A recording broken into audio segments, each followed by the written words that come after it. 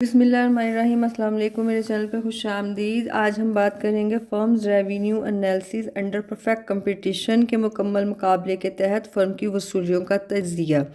देखिए, ये जो परफेक्ट कंपटीशन होता है ना, ये कुछ शराइत का मजमूआ है या कुछ खसूसियात हैं, या कुछ कह लें कि हमने अज्यूम किया हुआ है कि ये शर्तें पूरी होंगी तो हमारी जो मार्केट है उसमें परफेक्ट कंपटीशन पाया जाएगा। उसमें से कोई एक कंडीशन अगर रह जाए तो हमारी मार्केट परफेक्ट नहीं होगी, इम्परफेक्ट हो जाएगी, नामुकम्मल मुकाबले की मंडी में आ जाएगी।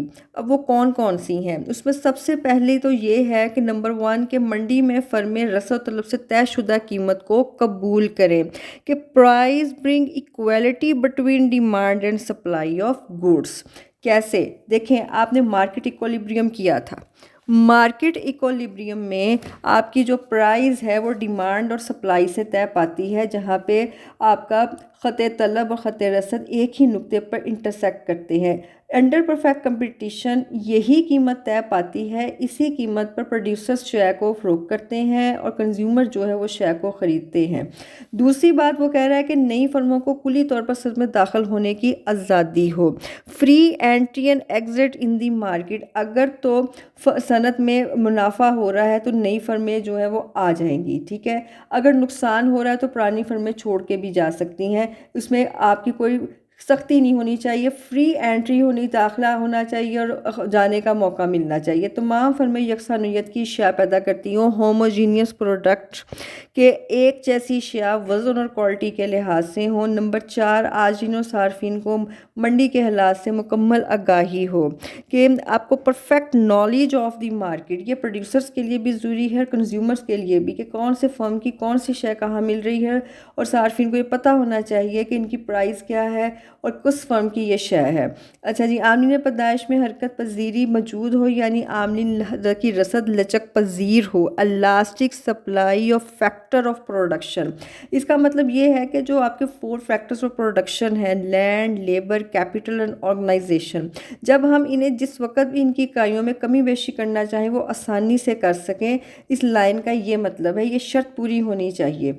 अच्छा जी, मंडी में कसीर तादाद में फ़रोख्तकार और ख़रीदार मौजूद हों, large number of buyers and sellers के बहुत ज़्यादा तादाद में, कसीर तादाद में आपके ख़रीदार भी हों और फ़रोख्तकार भी हों। अच्छा, अभी आपने जो सबसे पहली शर्त पड़ी कि मंडी में फ़र्म रसद और तलब की से तयशुदा कीमत को कबूल करे, देखें उसका एक और रीज़न भी है। ये देखें, आप बनाते हैं डिमांड का ख़त नेगेटिव स्लोप का, सप्लाई का ख़त पॉजिटिव स्लोप का। फ़र्ज़ किया यहाँ पे हमारी 5 रुपए कीमत है, दोनों ने एक नुक्ता ई पर इंटरसेक्ट कर दिया, एक दूसरे को कता किया।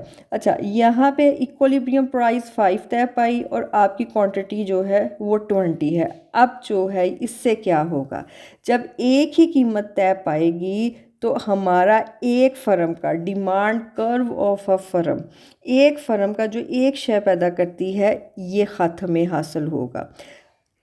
आपका जो नज़रिया फ़र्म है उसमें एवरेज रेवेन्यू का ख़त जो है ना, ये ख़त आपके पैदावार की तलब को भी शो करता है और प्राइस को भी शो करता है, क्योंकि मैंने आपको बताया है कि AR=P। अंडर परफेक्ट कंपटीशन मुकम्मल मुकाबले में एवरेज रेवेन्यू प्राइस के मुसावी होता है। इसका मतलब है वन एंड सेम थिंग, ठीक है जी, एक ही बात है, एक ही चीज़ है।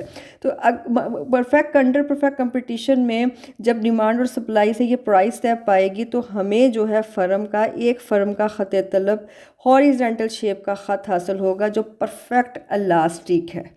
जितनी मर्जी प्राइस वही रहेगी, उस पर डिमांड बढ़ती चली जाएगी। ये ख़त आपने इलास्टिसिटी ऑफ डिमांड में भी किया था, जहाँ पे आपकी इलास्टिसिटी ऑफ डिमांड जो थी वो इन्फिनिट थी। ये परफेक्टली इलास्टिक डिमांड कर्व है, मुकम्मल तौर पे लचकदार ख़त तलब है एक फ़र्म का। अच्छा जी, उसके बाद अगर इंडस्ट्री की बात करें, होल इंडस्ट्री की, तो उसमें जो डिमांड का हमें ख़त हासिल होगा वो नेगेटिव स्लोप का ख़त होगा। ये लेफ़्ट टू राइट नीचे गिरता हुआ ख़त होगा। ये क्यों ऐसे होगा? वो इसलिए होगा कि जब आपकी प्रोडक्शन जो है वो इंडस्ट्री की उस वक़्त बढ़ेगी जब प्राइस कम होगी। अगर प्राइस ज़्यादा हो जाएगी तो इंडस्ट्रियल जो प्रोडक्शन है वो कम हो जाएगी, सुस्त रवि का शिकार हो जाएगी। अच्छा जी, एक फर्म का जो ख़त तलब है, यहाँ पे AR भी बराबर होता है, MR भी बराबर होता है PB। अब ये वाला जो पॉइंट है ना, ये हम करेंगे टेबल से। यही टेबल आपका जो बुक में है, इसी से मैं शक्ल बनाऊंगी। ये देखें, शय की इकाइयाँ 5 हमने ली। टोटल रेवेन्यू आपके पहली पे आपने फ़रोख्त की शय की इकाइयाँ तो कितने हासिल हुए 5, 2 पे 10, 3 पे 15, 4 पे 20 और 5 पे 25। अच्छा जी, अब एवरेज रेवेन्यू को निकालना है। एवरेज रेवेन्यू को निकालने का फार्मूला है कि AR is equal to total revenue over Q। ठीक है, अब आप पहली इकाई सेम रहेगी। 10 को तकसीम करें 2 पे, आपका 5 आएगा। 15 को 3 पे तकसीम करें, फिर 5 आएगा। उसके बाद 20 को 4 पे करें, फिर 5 आएगा। 25 को 25/5 करें तो फिर आपका 5 आ गया। अब आपने निकालना है मार्जिनल रेवेन्यू। मार्जिनल रेवेन्यू को निकालने का है जी delta TR over delta Q। पहली इकाई सेम आएगी। 10 में से 5 को निकालें 5, 15 में से 10 को निकालें फिर 5, 20 में से 15 फिर 5 और 25 में से 20 निकालें। हर इकाई पे 5 है। अब ये इस चीज़ को क्या शो कर रहा है? पहली बात, आप हर अगली इकाई को जो फ़रोख्त करते जा रहे हैं, टोटल रेवेन्यू में यकसा शरह से इजाफा हो रहा है। देखें, 5 के बाद 10 है, 5 का इजाफा, 10 के बाद 15 है, फिर 5 का इजाफा, 15 के पास 20 है, फिर 5 का इजाफा, 20 के पास 25, फिर 5 का इजाफा। दूसरी बात, हर अगली इकाई पे औस वसूली और मुख्तम वसूली की पैदावार की हर इकाई अब बराबर है, जो कीमत के भी बराबर है। ठीक है जी, अब इसे हम शक्ल बनाते हैं। शक्ल बनाने के लिए हमने क्या किया है, OI ख़त पे हमने total revenue, average revenue, marginal revenue को लिया और OX ख़त पे यूनिट्स ऑफ आउटपुट को लिया। पहली इकाई पे आपके 5, 2 पे 10, ये देखें जी, 1 पे 5, 2 पे 10, 3 पे आपका 15, 4 पे आपका 20, 5 पे आपका 25।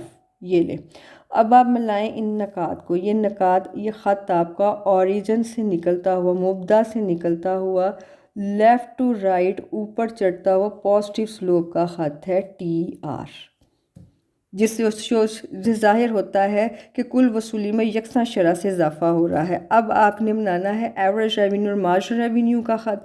ये ख़त कैसा बनेगा? OX के बिल्कुल मतवाजी बनेगा, हॉरिजेंटल बनेगा, उसकी ख़त होगा ये हर इकाई पे 5 हैं। ये ले, ये ख़त बिल्कुल ऐसे बनेगा।